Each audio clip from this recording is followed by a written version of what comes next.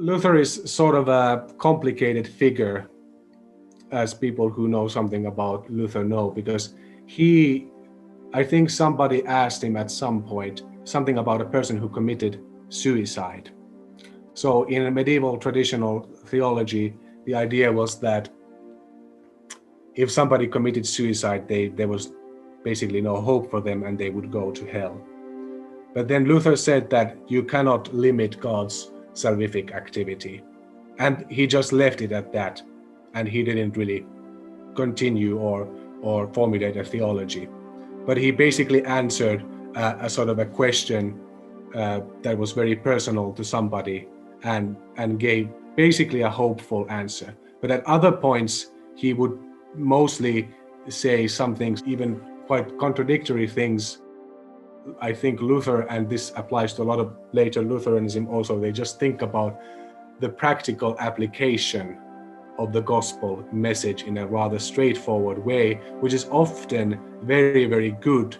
But if you cannot give an answer to this practical question of like, what if there are people who absolutely end up separated from God? How can we trust God? What does it tell about the character of God?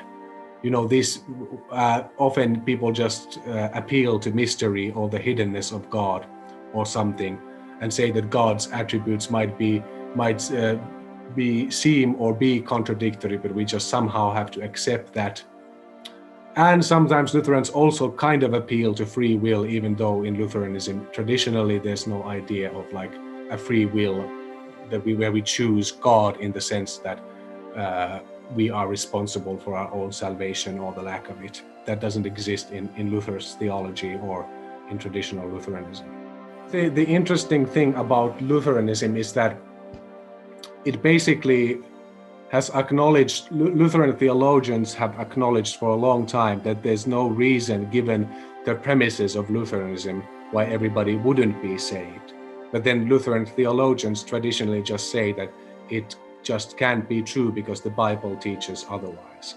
So there's this thing called the cross of the theologians, in Latin, crux theologorum, and which means that, you know, the premises of like the gospel, or you could say Lutheranism, but it's just basic Christian beliefs in a sense, they should lead to universal salvation. Again, if God is absolutely loving and Christ died for everybody, and also if God can give faith to everybody without doing some harm to people, then everybody should be saved.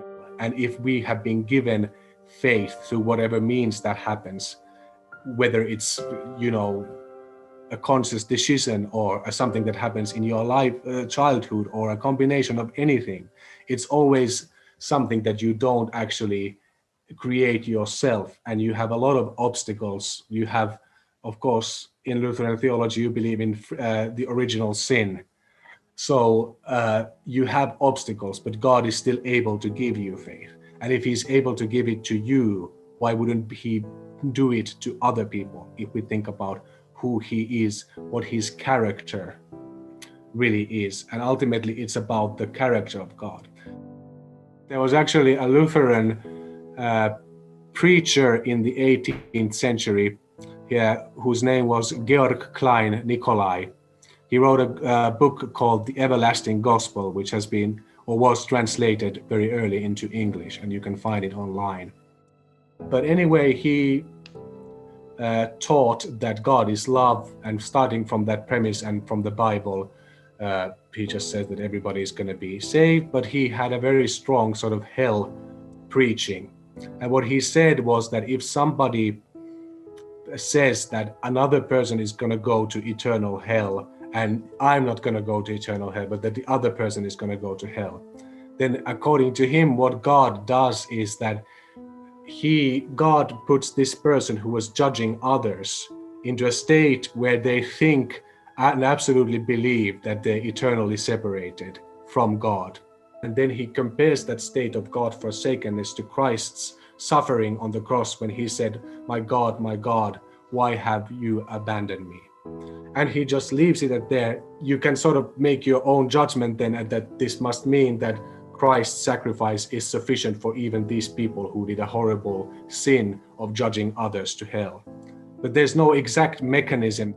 I think that in this sort of Lutheran perspective to universal reconciliation would be that we don't necessarily always need to know the exact details. What we need to know is that Christ has died for people who have committed horrible sins, including judging others, which I think in Gorkla Nikolai's thinking is sort of the worst kind of sin. If you think that you're saved and the other person has no hope, and you even preach that. The main point is the character of God and the sacrifice on the cross and what that reveals about God. So you always have to return back to God and what his character is.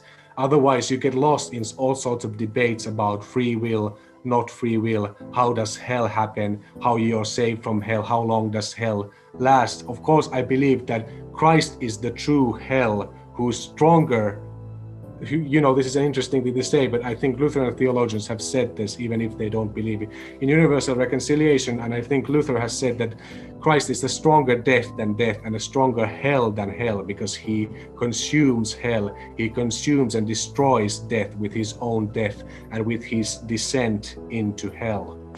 And that's really the main point, I think, that Lutheran theology would have to give. One of the main points is thinking about who God is and about what Christ did as the main point and focus on what universal salvation would mean.